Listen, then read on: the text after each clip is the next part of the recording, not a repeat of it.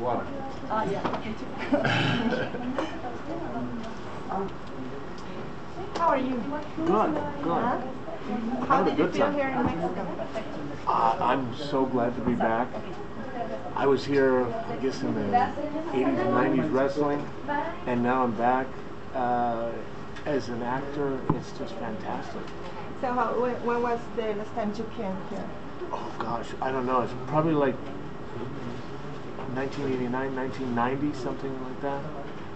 Yeah, it's been a while since I've been in Guadalajara, yeah. When did you leave the wrestling?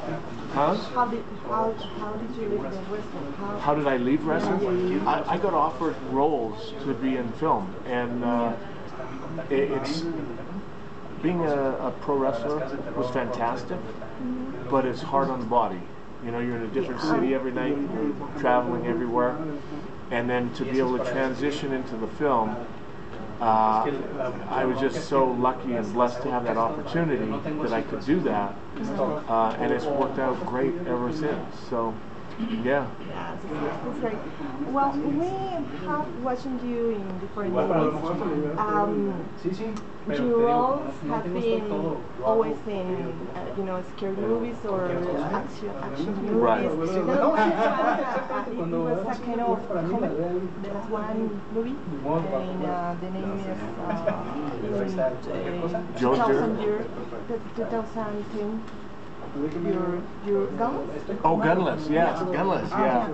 Yeah, that was a lot of fun. It was, I've always, as a kid, wanted to do a Western movie, and to have that opportunity to be in a Western and shoot guns and play around, it was fantastic. It wasn't quite the Western that I was hoping for, because I didn't get to ride a horse, and I got shot in the butt, but other than that, it's all good. And what kind of roles did you enjoy more? I enjoyed, all of my roles. I enjoy a role where you get to be creative and bring a character to life. And that's why I kind of started my own production company, so that I would be able to create characters and expand on them. And I got that idea from working with Rob, because he let us do what we wanted to do and create. And that whole process it's a lot of fun. It's like playing. It's like being a little kid and creating. Yeah. How is your preparation, for example, for a scary role?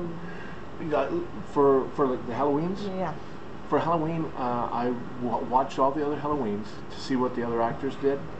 And then I also did research on serial killers and how they acted, like William Gacy and all of those, Bundy and all of them, because I wanted to make Michael Myers be able to still fit into society, and that's why I really like doing Halloween 2, because it shows him interacting with society, him just traveling through the world, and that's the kind of scary, creepy thing, because you don't know who has done what when you look at them on the street, and I wanted to bring that to it. So I took all that research, and stored it up here, and then went and created the character. How long did you take to do that?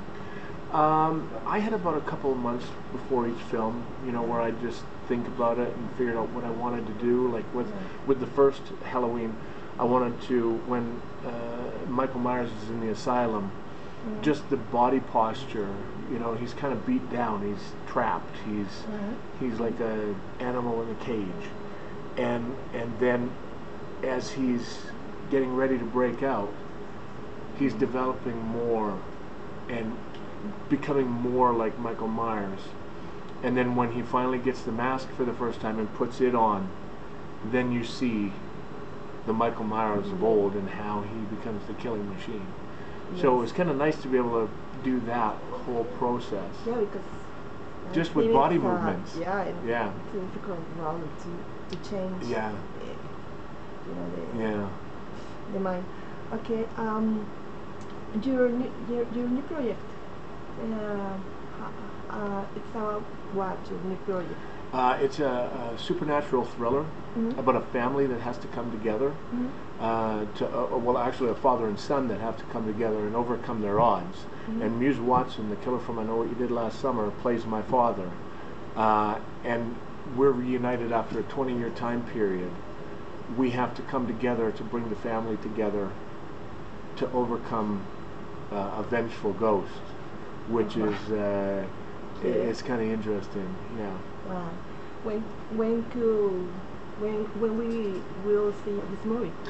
We just screened it about a week and a half ago for distributors, and so we're in the process of getting the distribution contracts and that, and I'm hoping for the first quarter next year. Okay. Yeah. Well, we will be waiting for this movie. And any role that you want to play in the future that you wish so much? It's actually one of the pictures that that we're developing. I can't talk about it very much, but it's from the 1860s. It's a yeah, you want it? It's a character from the 1860s. He's a trapper that deals with a lot of shit in his life, and it's a character that I really want to play. And we're in the process of developing that, so it's going to be interesting. Yeah, but you're writing, or? Yeah, we're writing it. Yeah. You used to write? I wrote a little bit for Compound Fracture, the first one. My wife, Renee Geerlings, she wrote it with me. She used to be the editor-in-chief of Top Cow comic books and Radical comic books, so she comes from that comic book background. And we decided to write and start our own production company, and it's, you know, so far it's going good, so yeah, knock on wood. Well, about Mexico, it's a pleasure that you are here in Mexico with your public. What do you expect directly with your fans here? You know, I'm just so excited to be here and to be able to connect with them and to see a different culture, how they perceive and enjoy horror films. I'm excited to be here. Yeah. Do you think there's any difference between these fans, Mexican fans from other countries?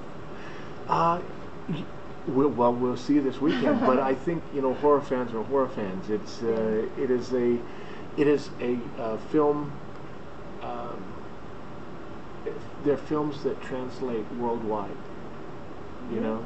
Yeah. Blood and guts. Your favorite Mexican food?